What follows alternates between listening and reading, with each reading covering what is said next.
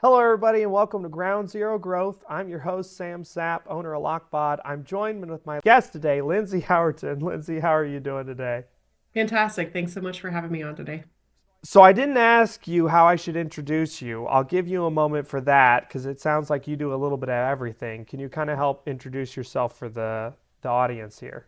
I'm a fractional COO. I didn't start that way. I actually started in sales in my career and was able to work in food manufacturing. I've done a lot of cool jobs. I helped organize Farm Aid, and I did that right out of college, not knowing how awesome that was that you got to talk to Willie Nelson on the phone. Took that for granted a little bit, but have had a varied career that in the last 8 to 9 years, I've had my own practice where I'm a fractional COO. I've worked in 35 plus industries, a lot of trades, manufacturing. So that's one of my businesses. And then I have another one with my husband where we buy single family homes in our hometown. We actually met in kindergarten. So we've got a property investment company. So, let's start with that hometown because I feel like that's a pretty good origin story that we can definitely loop back to given what you're doing currently. Yeah, So you grew up in Missouri then, I in a did. hometown, a little rural town, I'm assuming. Yeah, I grew up in Brookfield, Missouri, as did my husband. We kind of joke that we rode the school bus together, literally first grade. We lived about a mile apart from each other. Our town at that time had about 5,000 people. I mean, we graduated with 90 people in our high school, but we've been together our whole lives. And I was fortunate enough that my grandparents had a rental business. I grew up getting to a farm kid. My dad was in grocery, that's why I was in food. And I got to help clean and flip houses for my grandparents. I went in, I learned how to do carpentry, which was really positive for me as a fractional COO that I knew how to put the things together, sheet, drywall, sheetrock, all this stuff. So it was uh, something that I saw as a burden when I first got it. My dad passed away 3 years ago. I inherited some houses that were originally my grandparents, and I wasn't sure that I wanted to be tied to my hometown. But mindset change, I decided this was going to be a really great way to serve our small community. A lot of small communities are straying away from agriculture. It's not the backbone as it used to be for what held the community together. It's manufacturing in a lot of these small communities now, which it is in mine too. And so for us to buy blighted houses and be able to turn them into beautiful homes for hardworking people that are choosing to stay in these small towns and keep them alive, we have a lot of pride and a lot of excitement that we're able to do this for our community, but it's also a really profitable venture in that we can have rent that's reoccurring and it's a business that doesn't require us to be there and that we can do good for the community, but also have a retirement project. And we've been married forever, so it gives us something to talk about, which is also cool. That is cool. So tell me about why didn't you want to be affiliated with your hometown originally? What was can you tell me about that aspect of your Yeah. upbringing? Well, I think when you're a small town kid, the objective is to go to a big city to make it. And you take for granted small community because everybody knows everybody. And it isn't something that makes you always feel good because, I could literally have gone to the gas station and my grandma's calling me saying, "Why are you at the gas station?" It was hard to be Mm, anonymous. And so yeah. I don't know that I appreciated what the strengths were of the community when I was raised there. And I also had a tough relationship with my dad, and it was not always an easy upbringing. And so I don't know that I always viewed this as a blessing to be able to be tied to something that had a bit of trauma laced in it. And it was just not what I thought was cool when I was a kid. And so to be able to come back now and realize we just went there this past weekend and we went and watched Christmas lights at a free location where donations are accepted, but anybody of any economic range can go. And there's kids taking pictures and families together to go to the downtown parade, which is literally tractors and fire trucks with Christmas lights on it. But everybody's lining the streets and they're throwing Mm. candy and there's families. And we went to a community choir and got to listen to people from a lot of different denominations come together to do a church program and kids. Now that I'm at a different phase in my life, to be able to see how these communities hold together and what they do for themselves, it can't be a burden, but it felt like it in the beginning. That's cool. Yeah. So tell me about what kind of your first dream was then in Brookfield. Yeah, so when I was a kid, actually, I was very fortunate that my dad let me have a hog when I was 11 years old. And in that, I made a 20 sow operation by the time I went to high school. So I was always pretty entrepreneurial, and I didn't want to depend upon, we didn't have a lot of money. So depend upon my family to be able to have my own spending money. So I'd get up at 3 a.m. in the morning and take care of all the animals. I bought animals with every dollar that I earned. And that's how I also helped pay for my own college. So my first dream was I'm going to be independent and not have to depend on asking my mom and dad for money because there wasn't any. I wanted to make sure that I could be self-sustainable. And FFA 4-H, that gave me the confidence in myself because I was a really shy kid who was afraid of everything generally. And that taught me all the leadership skills and things that have made me successful today. Wow, that's interesting. I literally ran into a 4-H thing the other day in a library with my little daughter. They had like crafts Yeah, and stuff out, yeah, and that's fascinating. I feel like financial independence is something that a lot of people uh, will strive for maybe later in life, and you brought it on earlier. Um, so tell me about then. It's interesting. Well, so what brought you to Kansas City? yeah. Well, both my husband and I went to Mizzou for college, MIZ. So I have a journalism degree. We worked there and lived there. We actually rented a house that was $300 a month, and we had buckets in the living room that caught the water, and there was only one source of heat in the house and no air conditioning. We roughed it to be able to save for a down payment. And my husband has a master's in history and geography. So he was given an opportunity to work in Kansas City, and it was terrifying. Coming from such a small town, Columbia, Missouri felt like a really big city that was intimidating for me. And so we stair stepped to be able to come to Kansas City. But, I also am a detailed person. I found a house I loved. I was able to do lots of research and got it for well below market value because of the opportunity. And my husband looked at me like I was crazy. But I think he does that often in our relationship, even with these single family houses that we're buying. But I'm lucky that he trusts me and we take risks together and have been really successful in that. That's exciting. So you both went to Mizzou together. Yeah. Are you together at that time? Yes. Oh, we've been together since high school. Wow. And so I mean, you said that, but you were literal. I feel like some people when they say we've been together since high school, it's like, oh, we saw each other walking down the hall, little to Mhm. know we'd be married Yeah. later in life. Yeah. So, what do you think then about the people? Because I heard this literally just the other day, and you and I might share similar opinions. But what do you think about the people that are like, oh, you can't get married young, and you need to be, above 25 and live together for a little while before you get married? Do Yeah. you have thoughts on that sort of notion? I think they're positives to either way. I don't know that we lived as big in the beginning because we were together, and I didn't learn some things that I might have learned if I had gone out on my own. But I have the unique experience that I'm with someone where every memory is shared.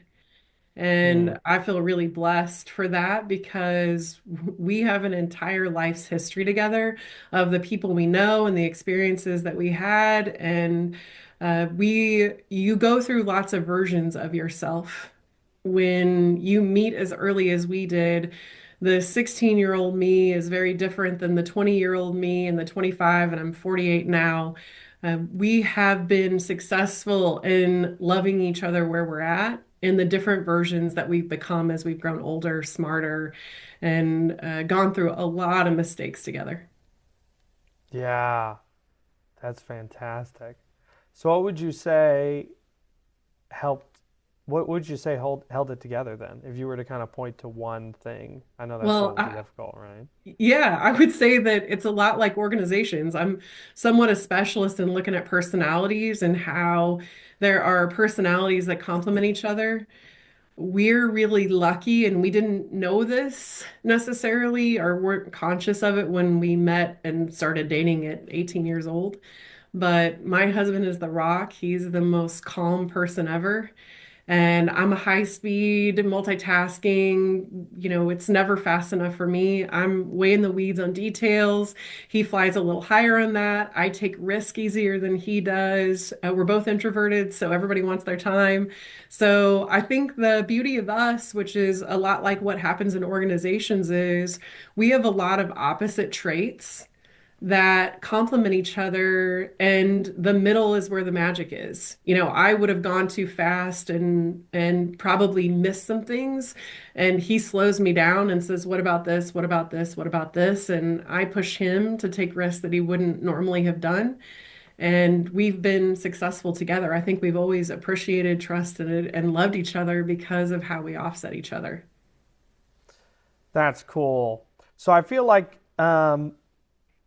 we need to skip along a little bit, getting closer to where you're at now. Can you help me? What was the transition from sales to operations?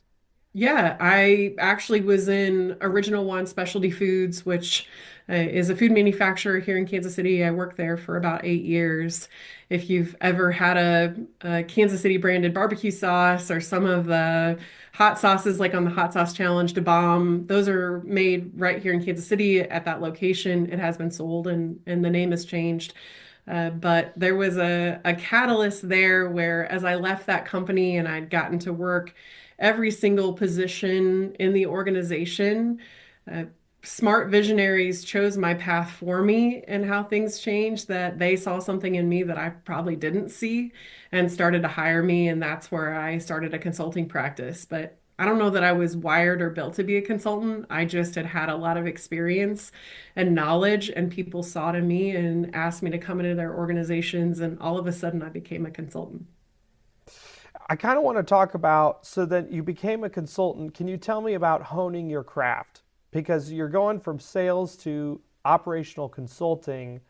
And I feel like, at least specifically for a lot of small businesses, a lot of the typical struggle is, what's our target audience and what's our elevator pitch and but you're very surgical. And I think we could start to add some context here on how you and I met Yeah. at a networking group gathering. And I don't remember the exact thing, but it was something along the lines of, I can tell you your personality in about 5 questions, and I can match your personality flow. And then, of course, I'm just, tell me more, Yeah. interested. Yeah. So how does one get to that?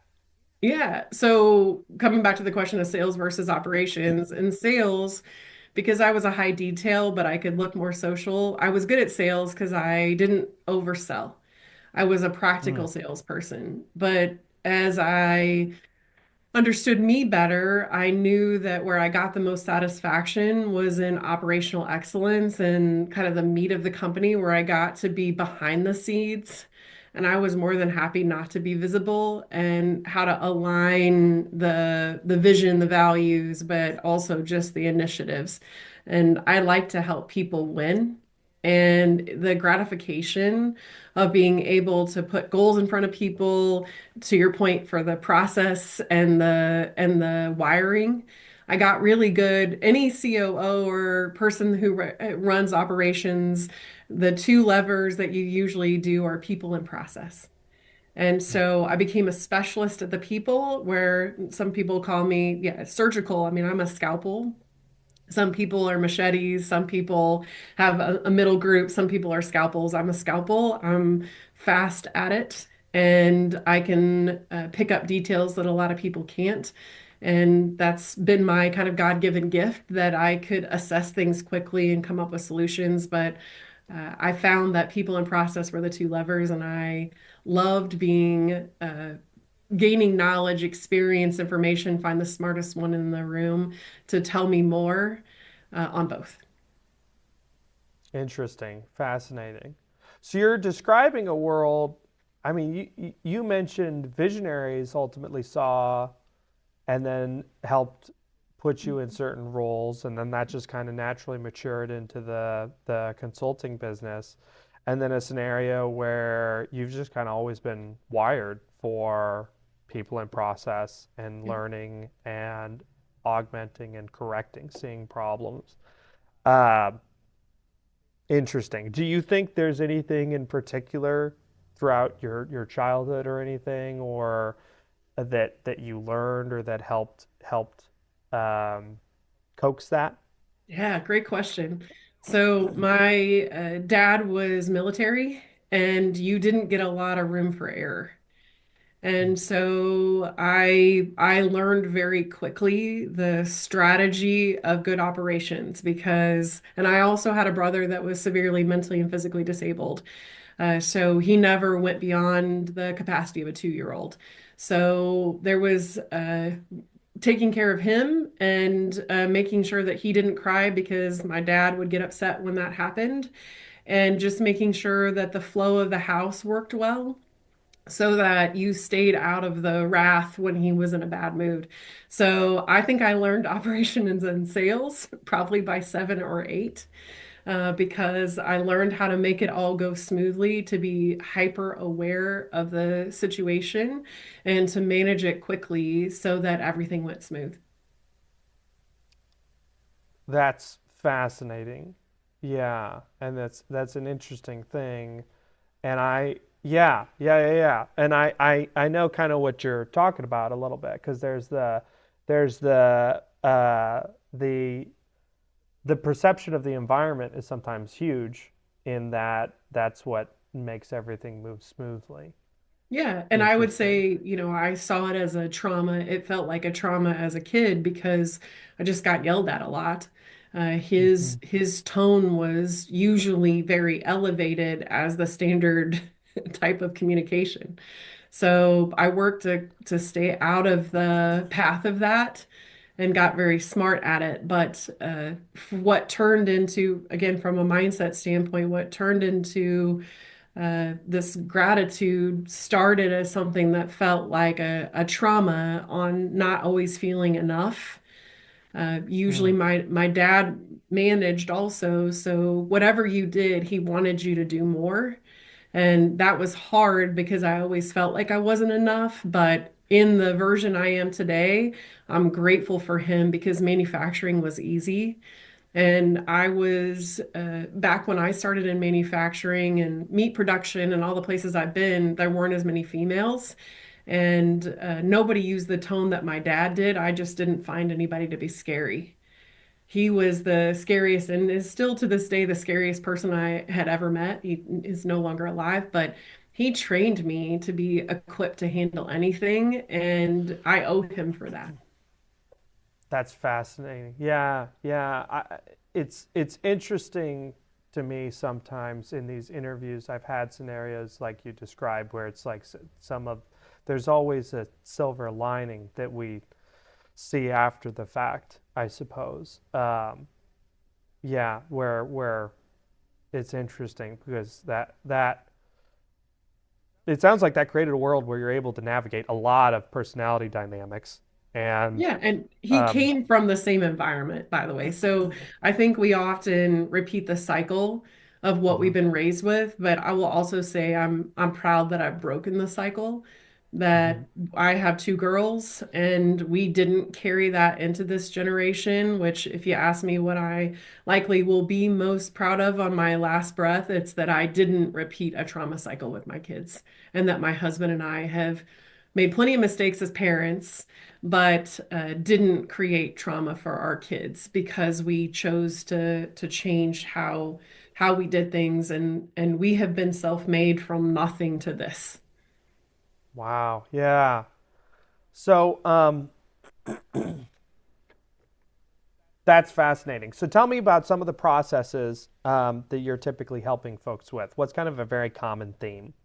Yeah, well, I will see that there is something not moving when I get called into a business. So they're Okay. frustrated in that there's not enough sales or that operations can't keep up with sales. Usually there's some sort of disruption that needs a solution, or they're untethered in some way. And by untethered, I mean we need to have a purpose and we need to have goals and values and the higher level thing, because if we focus on today and all that happened today, it's harder to see what the ripple impact is of the business. So usually there's some sort of level of disruption where the people aren't following in the way that they had hoped. I have an unhealthy leader, I have something that is a catalyst, and I'm usually the fixer. So, whatever that is, and there isn't a specific category that I would necessarily say that I'm specific at. It's that it's not going the way I want it to.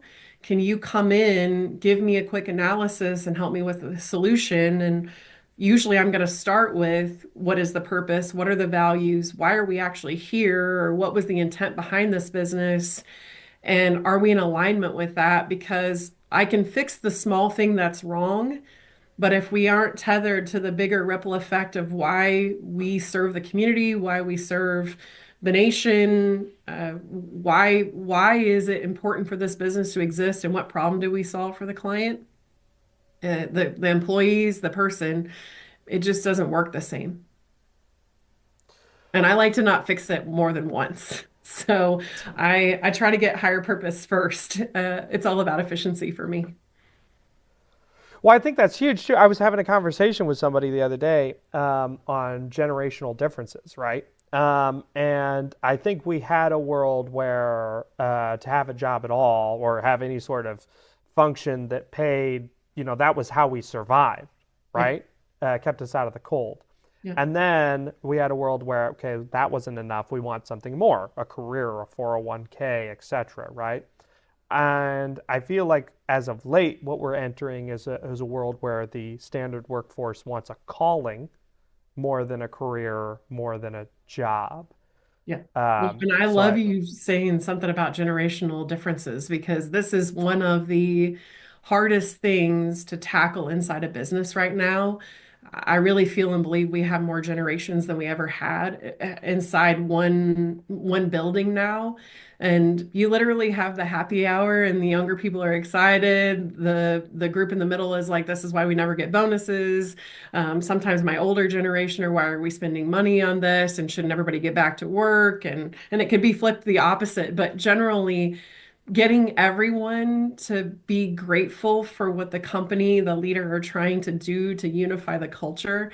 I have so many different varying opinions, and that leads to generational differences a lot of times. It's harder than ever to run a healthy business and a healthy culture right now. So if you aren't focused on the purpose, I think you could feel like you're failing a lot.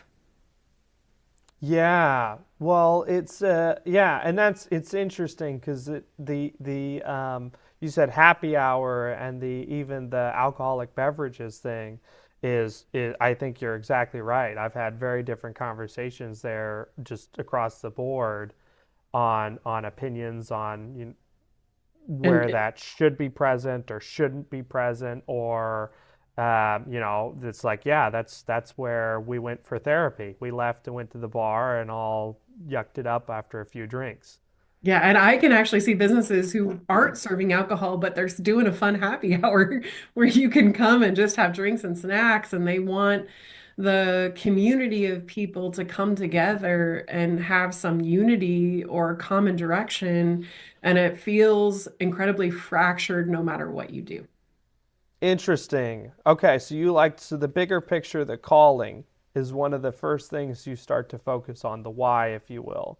Yeah, Um, that's yeah. fascinating. Well, Okay. my favorite question is, how many people does your business impact?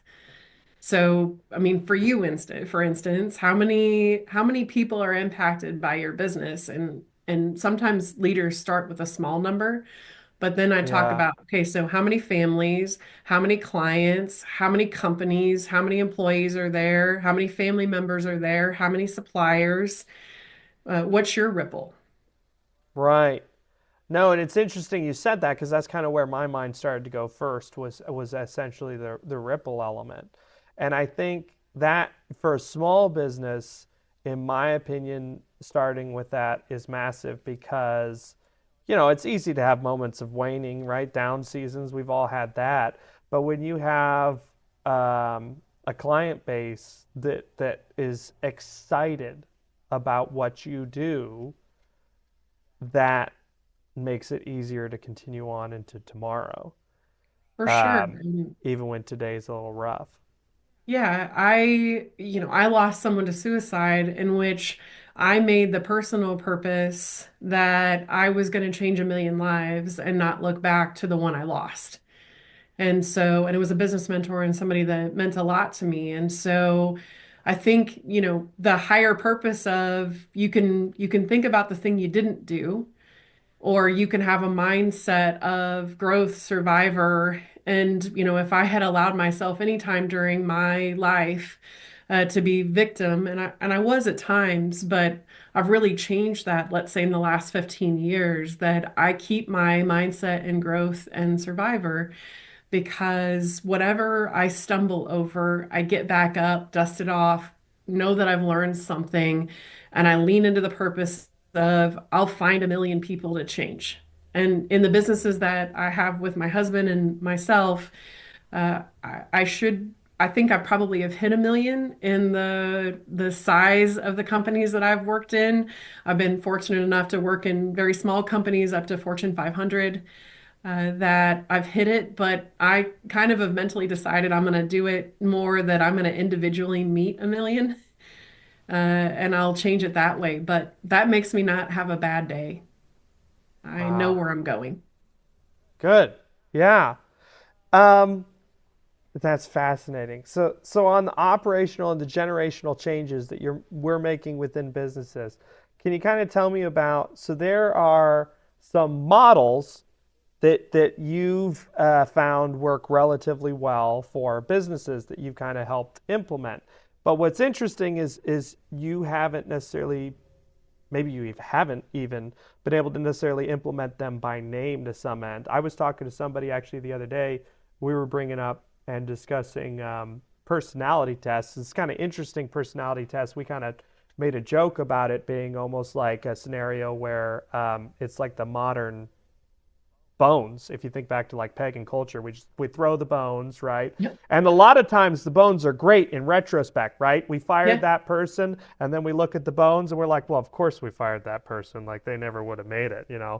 um, but it's interesting because even with that notion, we still throw the bones because it's better than guessing blindly, I guess. So, can you kind of tell me about some of the models you've implemented and some of the interesting recourse there, maybe on some of those models?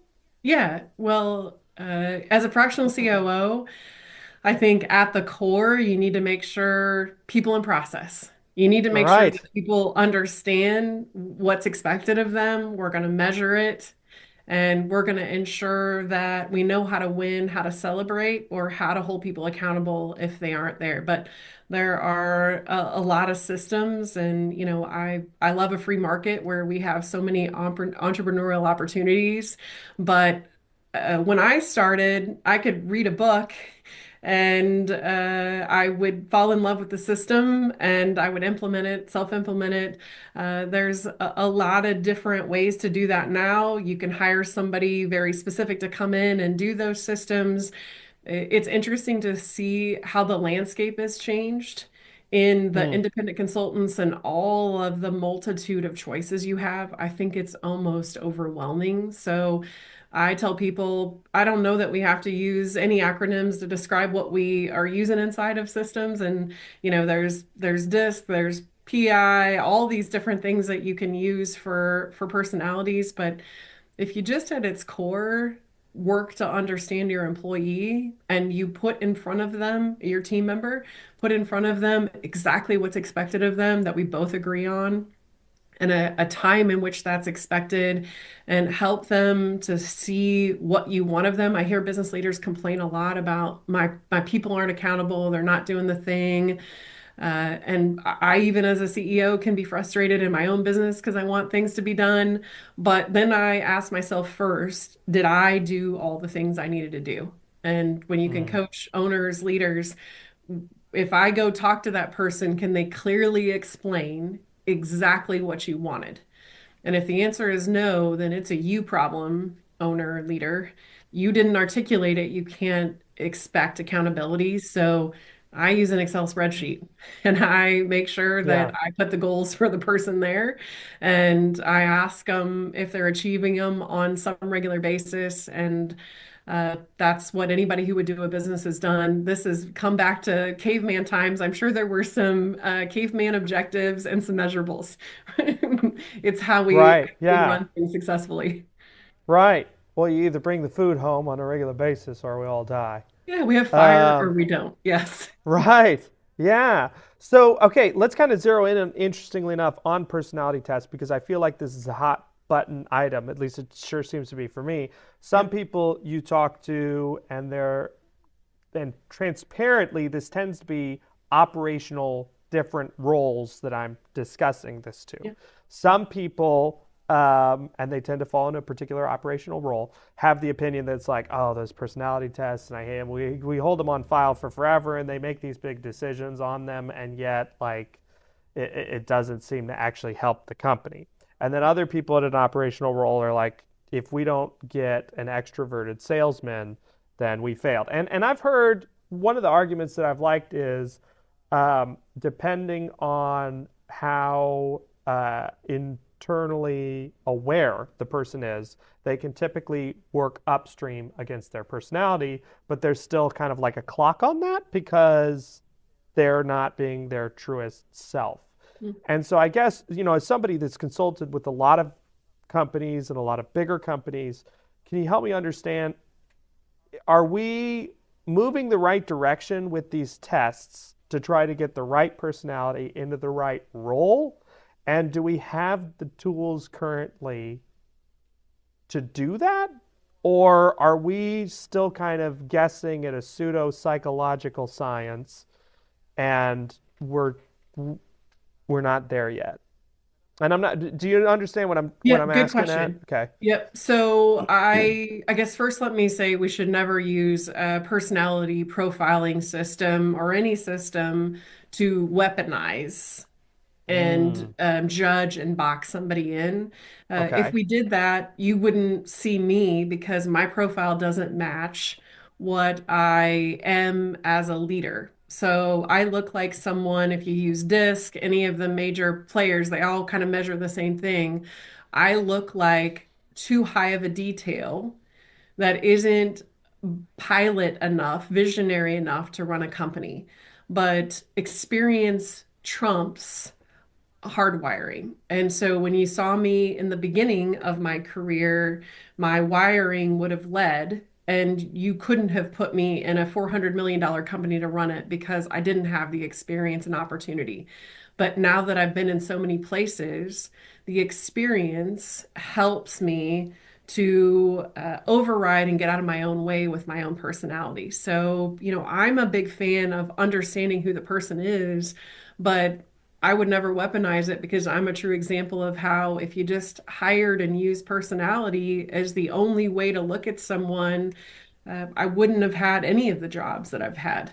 It was opportunity in what they saw in me, but also because I was so willing to learn. So we need to have an open mind about it. I think that HR folks, in addition to our owners, generally I see them do a pretty good job of keeping an open mind because we need to and we should. But if we don't understand our people, I'm an introverted person, and when I had a very extroverted sales job, I felt exhausted a lot. So for me, understanding who people are, what they are, allows me to optimize the best way to use them. And you notice efficiency is the same thing, right? When you and I met, you have a high ingenuity. I can feel it. And Hmm. so there's always a lot of creativity, a lot of outside the box ideas, how you corral that to be able to use that genius in a way that pushes the organization forward. You have to be aware of it or it can get complicated. And so the best ways to use people, I love to use it to see their gifts. But also the challenge is on if you put me in a high social situation for a really long extended period of time, I get exhausted. I know I need to have some time on myself to refuel. It isn't that I don't like people. I see introverts apologize in job interviews for being introverts, and I correct that immediately in that don't apologize for how you're wired. We need to understand that, and it isn't that you don't like people, it's about depth of connection, not volume. So it's how to best use an employee because you understand them and good for organizations for using tools. And I think there's a lot, I think there's plenty out there to be able to get what you need depending on the organization and the industry. But I don't think there's almost too many of them, which can be overwhelming, but work to know your people because they will always appreciate it. An employee that is actually upset because you care enough to want to understand their wiring, that may not be an employee that's in the right place right now. Gotcha. Okay. Yeah, yeah, yeah, yeah. Well, and this is interesting because I feel like you're also kind of the perfect example then of, when the person says, "Oh, I could never be that." Like, "Oh, my brain, it's just not even wired that way." You're kind of the perfect example of like, well, no. That might be leaning. That's to I and it's interesting that you put it this way because you've the posturing. I feel like you put it when you said I use it to find people's strengths. Yeah. It's an interesting thing because a lot of times these personality tests almost seem to focus on the weaknesses. Oh, they'll never fit well in that role because of the weakness. But Yeah. you're posing it as like, no, it's not. It's we're just interested in the strengths. What are they? What do they shine at? Um, I and do so we think can better also understand just them. team understanding. We often look through our own perspective and then judgment sometimes happens. So my detail is 1% of the population. So when I ran a manufacturing firm, I remember an instance where somebody on the floor actually started to cry when she saw me walk out because, I was so hard on the cleanliness of the facility because my detail was so high. And I didn't realize that there were lots of flavors of people and that not everybody was like me. So I made the assumption you were choosing not to do it because I Mm. looked through my own perspective and thought my eyes are like magnifying glasses. It is 10x to me. And so all these flecks of food to me look like this is filthy. And to a social person, they've scrubbed on it as hard as possible because they know I'm coming and they can't possibly see Interesting. all of the things that I see. So it gave me this great level set opportunity to manage people and customize it to who you are. I mean, you as a person, I would just never box in.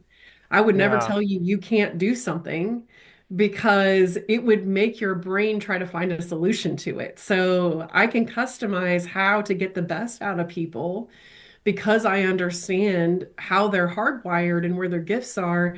But it got me out of my own way because I didn't realize I was throwing judgment at people because I thought you could see what I saw. Interesting. Yeah. Yeah, yeah, yeah. My desk tends to be a little bit messier than some folks' desks. So I don't know what Yeah, that tells you. but your ability with people is different than mine, right? And so Right. we all have our gifts, but until you understand, a toolbox isn't just one tool. I Right. use this example a lot in organizations when I'm talking to the senior leadership. If we had a toolbox that was just full of hammers, how would it look when we're trying to fix something? And so sometimes my visionary profiles are my hammers. And so helping everyone on the team know how we complement each other, how we work together in a way where our strengths make us a remarkable team because the toolbox has so many different types of tools. We don't want to use judgment just because this person isn't as fast as me, doesn't respond at night, doesn't do the thing, or this person doesn't get into the details of it as much. By understanding who they are, I can level set my expectations and not set them up to fail. So for some reason, when I'm thinking, when we're talking, I've been thinking about organizational structures, and an organizational structure that's kind of started to come out a little bit more. I feel like Principles, Ray Dalio kind of catalyzed this one a little bit, but then I've also heard it called like a flat organization, where they have like almost like this manifesto, hub and spoke, and then frankly, I don't know how they operate it, but I'm kind of interested to hear your opinion about that that entire notion, that up and have you seen an organization implement that well? I guess would be the first big question. Uh, n- well, I think it depends on the industry. It depends on how we serve. There is no one size fits all. That's actually Mm, why I don't always love a program because we have to adhere to the program and we don't have flexibility to change it. And rarely have I taken something, put it in the 60 plus businesses I've been in the last 9 years, and it works consistently. I mm. have to adjust and flow. So maybe I'm just a nonconformist, even though I'm wired to be. But generally, I will say every business is unique, and there is no one way in which I can implement something and it works perfectly. I'm going to have to be nimble in my mindset while still keeping the way to win very consistent for my people. So, and Mm. there has to be a leadership structure in which there is accountability and I understand who is mentoring and leading me and how and what is expected of me. And those are things that consistently I've found to be successful is there needs to be some sort of chain of command. Gotcha. Okay, interesting. Because I heard this one model the other day. It was absolutely fascinating, and where different people will almost take up the mentorship role, based off what they feel they're, and it was an intriguing thing. I don't know. Um, yeah, I don't know how well it would or wouldn't work. It was just absolutely fascinating to me. It was kind of like, well, I wonder if That you've can be good and seen it. bad. I mean, I can Yeah. put a lot of social people together, and if I have a negative mentor, often I can see a reflection in those people. So just making sure that we keep our leaders in a position where they're equipped with all the things that they need and they have the right mindset so that we're always lifting people and helping them become more self-aware and helping them understand how to win. It sounds easy and it's incredibly hard and it's only getting more difficult. What are the context for when some of these companies engaging you? You had mentioned like something stalls, but I've heard seemingly different angles on that. So I knew somebody at one point where, um, the company would stall and they wanted to sell because they were venture capital backed, and the venture capitalist would bring in this particular fixer, and then the whole goal was to make the company profitable and then sell it.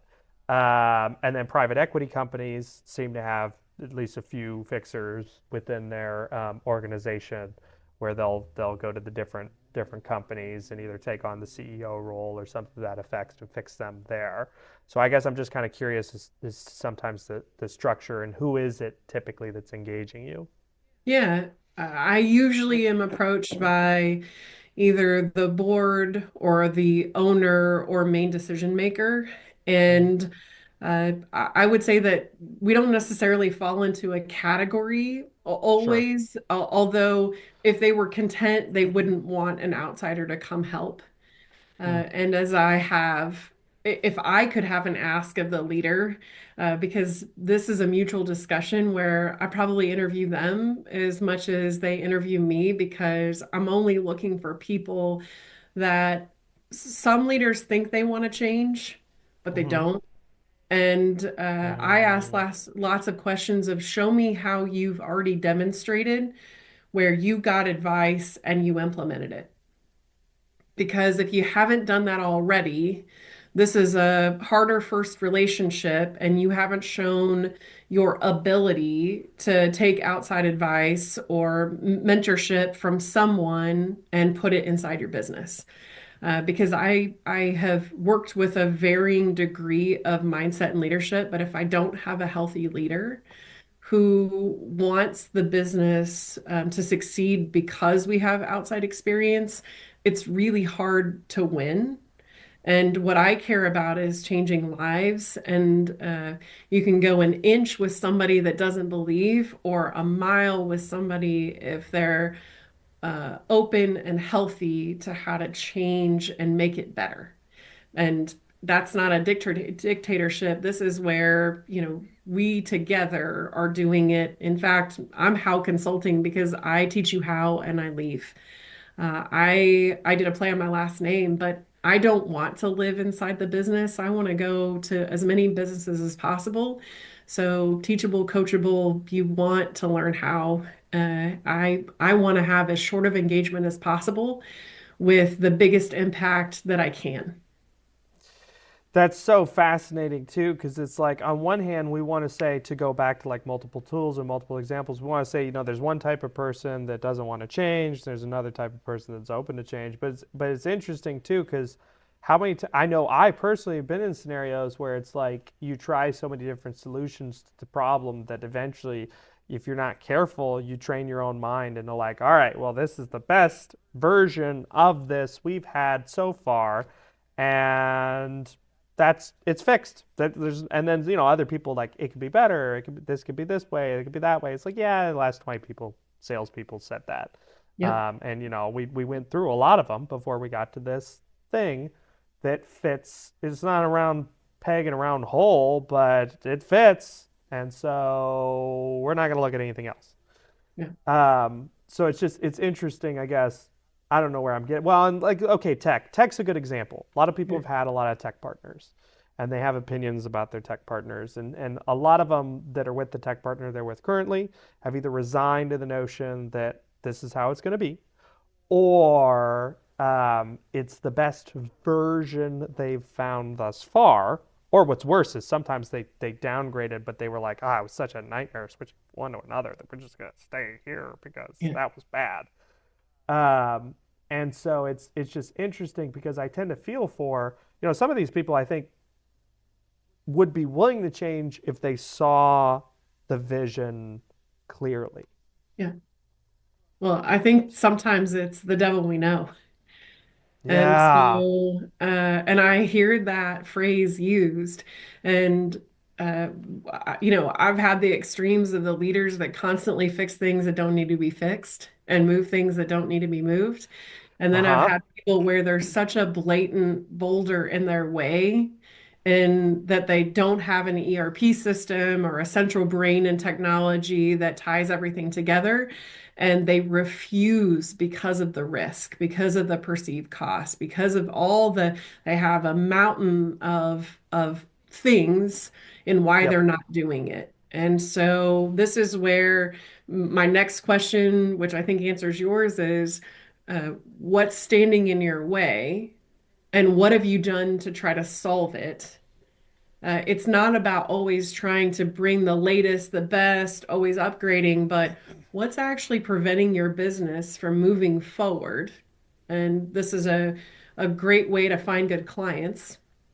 Mm. What is the thing that you can't move that is holding back, that is preventing you from getting to the thing? And I ask the people in the organization the same question that I ask the leader. And if they have different answers, I learn a lot. But if they have the same answer, we have all we need to be able to create solutions because everybody's unified at the same problem. Interesting. And what is the thing in front of you that you can't move to get to where you're Yeah, and going? sometimes that's the technology. In a company I've been in, it's that we can't see the inventory. We have to hand key it in. The router doesn't work here, and so then the thing doesn't work here, and so then there's no live time, and it shuts down all the time. And the leader goes, "It's too expensive. We can't. We won't." Yeah. Yeah. And Fascinating. there's Yeah. hundreds of people frustrated because their job takes twice as long because we can't just scan something in and we manually are putting things in.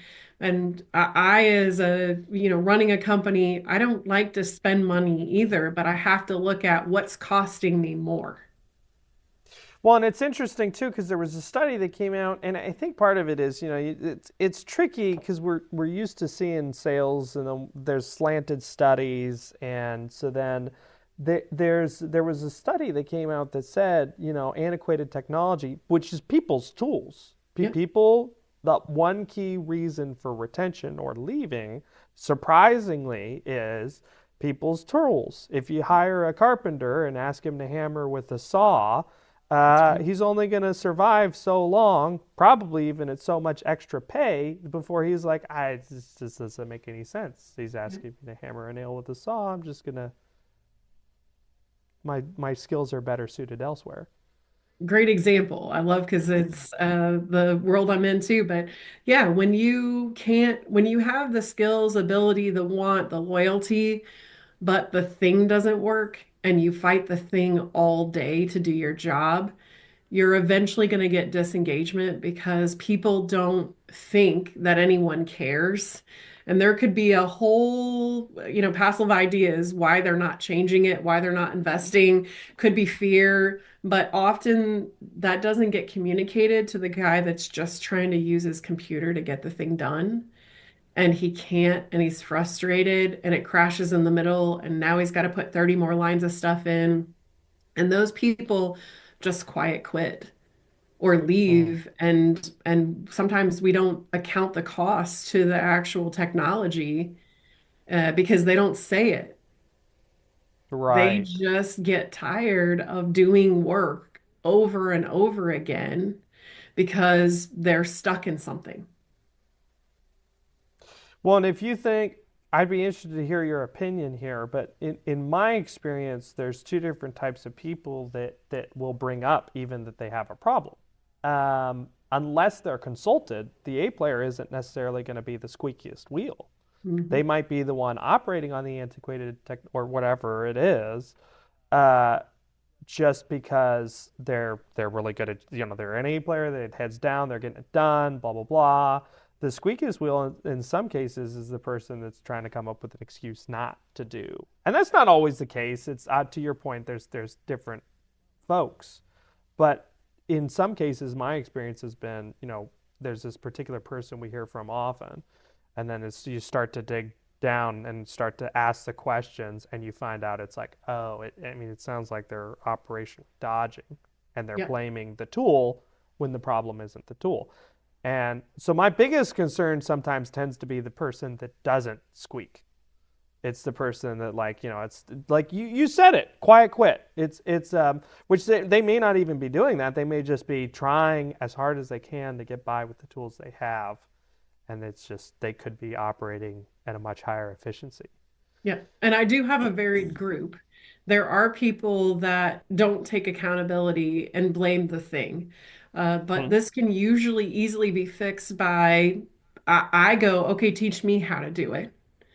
And if I can figure Ah, it out and use it, because maybe that's the farm kid in me, but I want it validated. I am a huge advocate of doing unannounced audits and things. So I'll go stand with the person at the computer and go, teach me how to do this. Show me how to do this.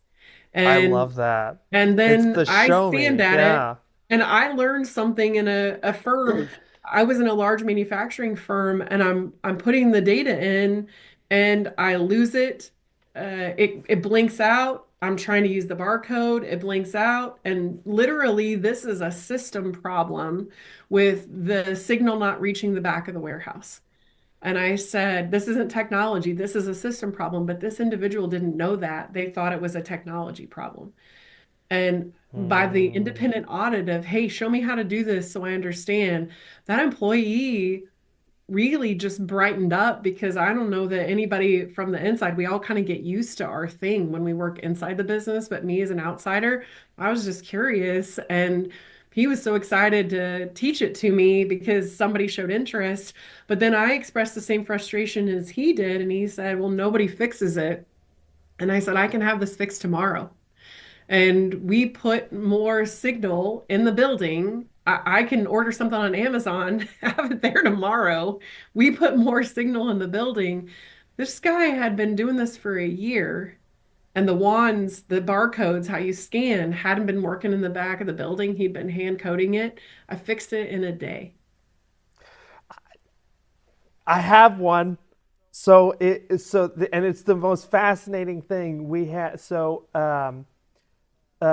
Medical facility had a particular problem with one of their instruments, Yep. and it's show me. It's I will like to run up if it it's like let me see it. Yeah. And what it was is uh, they um, it was an EKG machine. You would blow into it, and it would measure your output. Interesting. Yeah. And yeah, and what it was is it would show you like this different incentive, like blow out the candles on a cake, or blow the monkeys away, or I don't know. There were several of them that you could almost choose between, Yeah. and a lot of this was geared towards kids. They'd let the kid pick. Yeah. What was interesting was that all of them would freeze except for the thermometer. The thermometer was the only one that wouldn't freeze, that would move it up, and it'd been going on for some time. And we called the vendor, and the vendor was like, "Oh yeah, that's a known bug. The thermometer is the only one that works right now." And it was fascinating though, because then the solution, at least in this case, was as simple as, "Okay, guys, let's just use the thermometer for the moment." Yep. But how many times is it? Because the kids wanted to pick different things. I want the monkeys or the birthday cake, and every single one of them would freeze. They'd have to retake the test. So you Yeah. can imagine they're already gassed after the first one. And so it was just an interesting thing. Show me is a powerful thing, isn't it? Yeah. And you I want to learn a see lot. it. I mean, I don't want visionaries and leaders to be down in the weeds of things, but I can do a 5 minute audit where I can say, let me try, show me how. I've heard there's a challenge with this, and I'd love to understand it better. And if I did a 5 minute audit in different areas of my business once a day, it's incredible how respected your people will feel by the fact that you care enough to. And when I audit it and I find that it's done well, when I walk the warehouse and I can eat off the floor, I literally send an email to all staff and say, thank you. This is incredible. And it took every one of you to make sure there's no trash on the floor because there's 50 people coming in and out of the facility. And I've never seen it as clean as I have today. I just want to commend all the effort and the unity in getting this done. These audits aren't meant, it's a lot like personality profiles. It's mindset, right? We can look at, oh, you're using this as a negative. You're going to audit me and you're going to find something wrong and you're going to tell me, no, I'm going to have a better understanding. I'm going to know what it's like to live in your shoes. And I'm going to really commend you when I go, I don't know how you've been doing this for a year. This is so frustrating. I've spent 5 minutes in your shoes, and I would have been the noisiest person in this organization about my job sucks because I can't do it. And, good for you that you've been so tirelessly serving, but speak up. You got to speak up. And, that became one of the best people in the facility. How do you see what are kind of the vehicles you implement for people at levels to speak up in a way that like what's kind of a standard Yeah, great question. anonymous box? Because I'm just thinking about the times when I worked at any level, and it's easy for one tier to think, nobody cares about it, it doesn't matter. Yeah. And then, maybe you try to speak up, and maybe sometimes it's receptive, maybe sometimes it's not. What's worse is maybe it's a receptive environment, but that one time, that one manager in that one place, and then they shut it down. So I'm just curious, yeah, what are some of the vehicles that good companies implement to receive feedback that's received as signal and not noise? Yeah. Well, I would say a common denominator is if there's fear in the organization for repercussion, no matter what you put in, they won't speak up. So, like, let me say that again. Like, if you create a culture of fear where somebody does speak up and you make a model of them in the negativity of them speaking up, You start to breed fear in an organization, and I'll put boxes. I put anonymous boxes in the break room because there's no cameras where people can put things in. I only have HR have access. I've done, cloud-based sheets where people can put their challenges, and there's no tracking in that they can put their things in. Although I love for people to be accountable, I encourage them to put their name on it and why they think it's broken and what the solution is. I have had town hall meetings a lot within specific departments or the whole company where I say, what's the biggest roadblock we have? Notice that's one of my favorite questions. What's the thing that's most frustrating if I looked at you the last 90 days and I got to hear and see the thing that frustrates you the most? What is it? And I whiteboard those things and I go, okay, what are symptoms and what are core issues? Which ones is this a symptom of this core issue or is this something separate? And, often you'll find that it's only a handful of core issues, but there could be 100 symptoms. But letting people be heard and showing that you can move it if it's truly a problem is one of the best ways to create momentum and mindset in which people realize that their voice is valued. But if you have fear, however that's being served to people, if they feel there's a repercussion, if they feel that it's not valued, if there's an insecure manager, I will find managers who have an insecurity in themselves, a lack of confidence, and so they take credit for the suggestion or the problem and never give a nod to the person that created the solution or spoke up.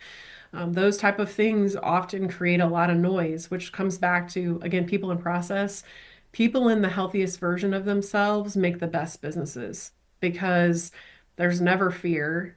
People feel acknowledged and appreciated because I don't have a noise inside me that makes me act in an inconsistent way that creates lack of trust between you and I. But I know me, I'm the best version of me, and I truly want to serve and help you in addition to making the business better. Man, those are the businesses that are fun to run with because they go twice as fast. Yeah, and I'm thinking about, and I don't know how to posture this in a question, but I'm thinking about a particular business where there was two managers, and they had two different ways of leading, and for one context, one manager brought in me and a colleague and said, I think we can all agree this is broken. And it's like, yeah, it is. Like, how do you guys recommend we fix it? And I had one way of fixing it. He had another way of fixing it. And it was like, well, what if we did it like this? And he basically just split it down the middle. And it worked. It worked great. And Awesome. then another manager, again, another way of leading, same organization. And that manager brought us in. And it was as if the outcome of the meeting was predetermined. And so we would say all these things, and then they would say, well, what about this? And then we'd give all the reasons why that wouldn't work. And then we'd say all these things, and what about this? It's like it's the same thing. And the meeting went for hours until finally everybody was on board with the original opinion of the manager. Mhm. And that did the most. Those meetings did the most to degrade my confidence.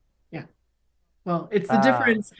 Something really good as an example is when you type an email to someone you trust versus you type an email to somebody you don't trust.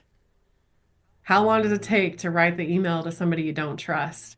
When managers start to make deposits in you where you feel like it's going to be a 3-hour meeting for something that could have been determined in 10 minutes because they aren't the best version of themselves, they're not in a healthy place, or there's a reason of some sort.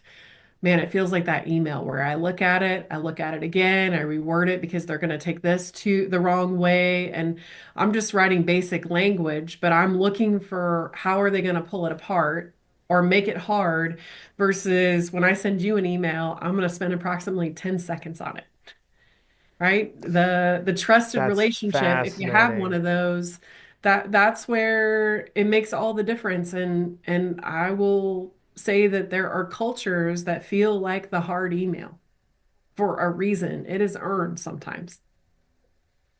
Well, yeah, and it's fascinating because now I mean, how many different managers that are concerned about going the route of, like you said, taking deposits and whatnot. It's like, well, it's got to take a lot more time. It's a lot more happy feely.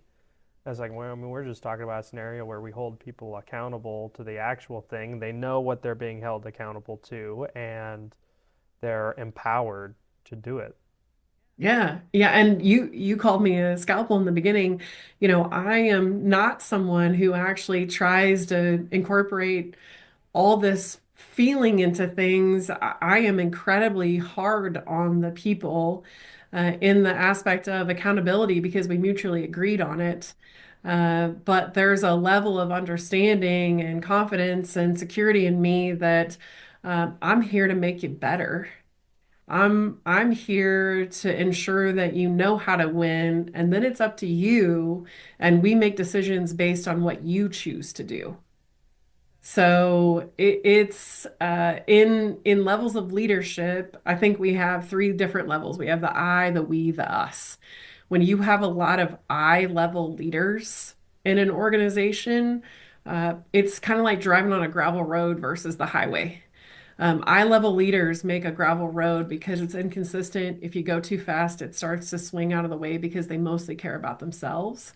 And people who serve them, work for them, feel it. The we's are where a lot of leaders live, which is, I can see you, I can see me, I can see a little bit bigger ripple. And that's where healthier communication, more trust, all the tools that we have work. And in the us leadership, it's a how many people do we serve? You're a singlepreneur, but how many people does that ripple to and how many organizations?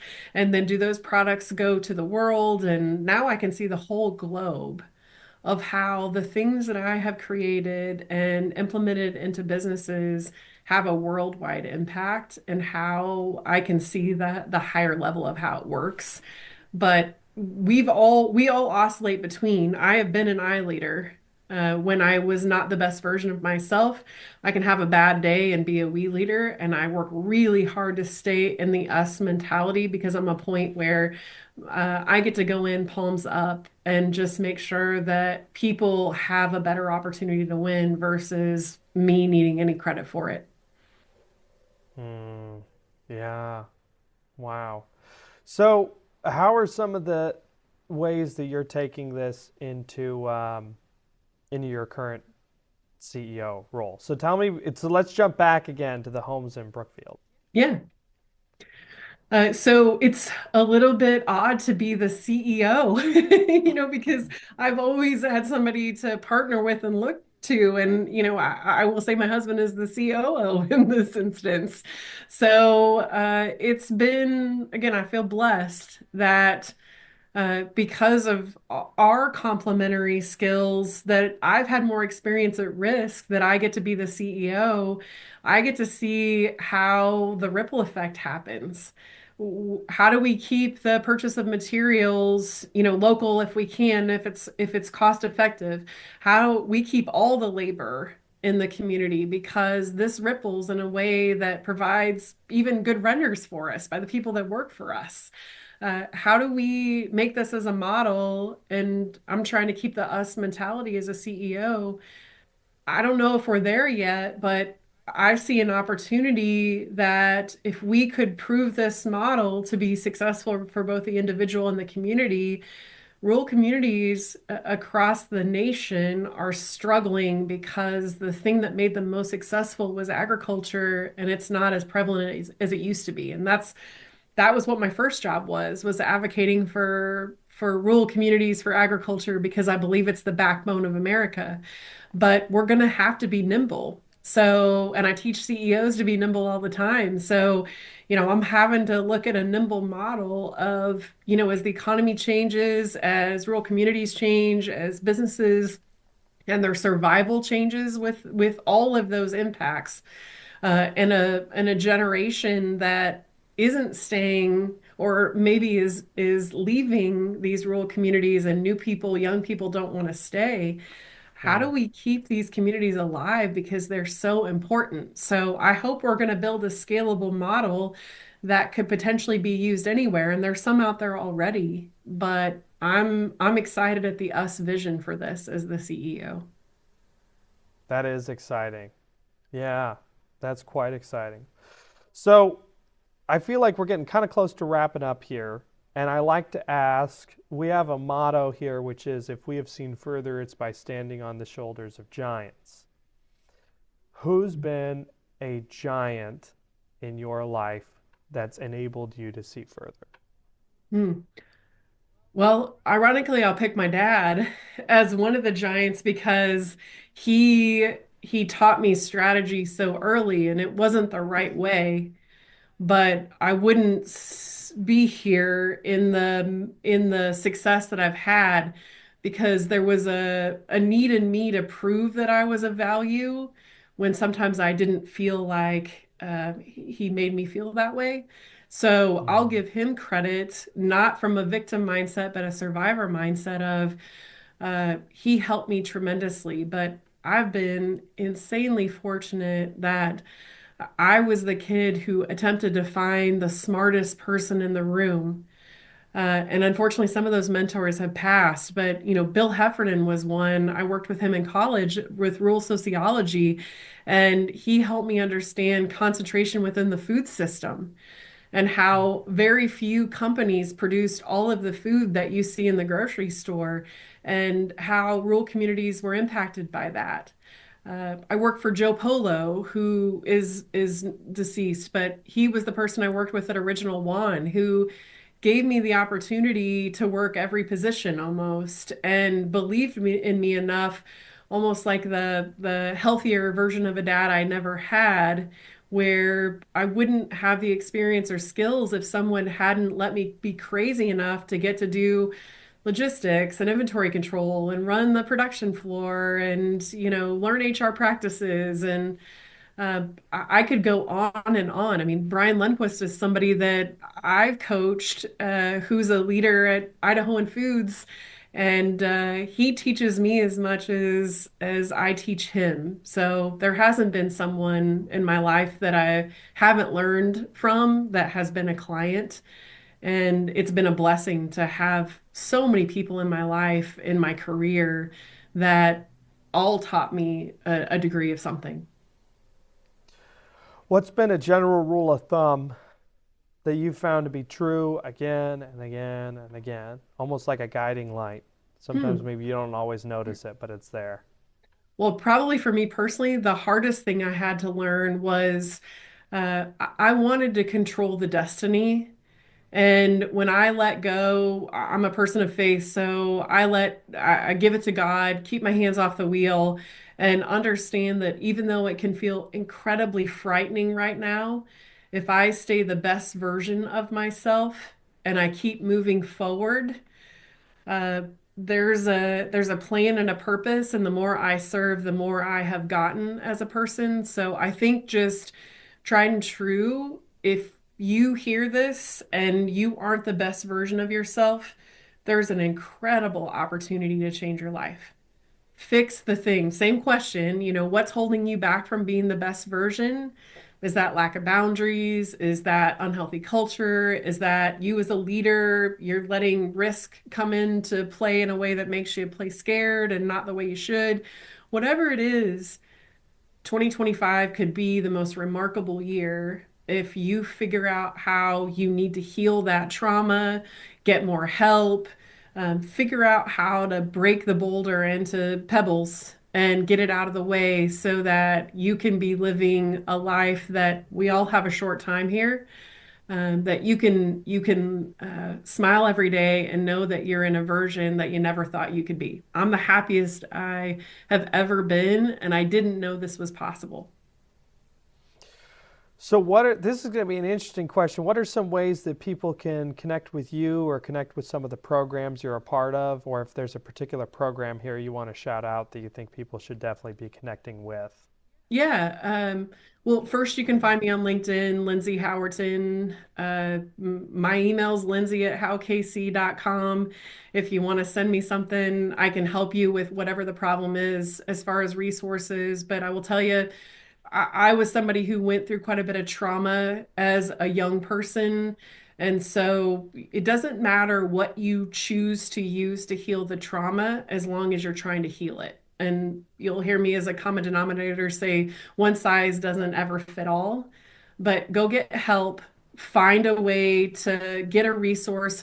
You can watch so many videos. There are so many opportunities for free resources to be able to help yourself, but make sure you find a way to be the best version. There's lots of tools, there's lots of mentors. If you're not being surrounded by people that are lifting you up, go find one. And, I'd be happy to help in any way I can if people have questions or they need a resource. I love it, Lindsay. Thank you so much for joining me.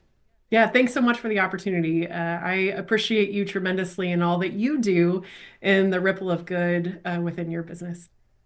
Thank you so much. Yeah. Bye, everybody. Hello, everybody. I wanted to thank you for listening to today's episode. It's such a blessing to be able to interview some such fantastic individuals. If you're interested in listening to more, we look to post every Thursday at 10 a.m. You can find us on YouTube, Amazon Music, Spotify, and Apple Podcasts. Thanks so much. Have a blessed day.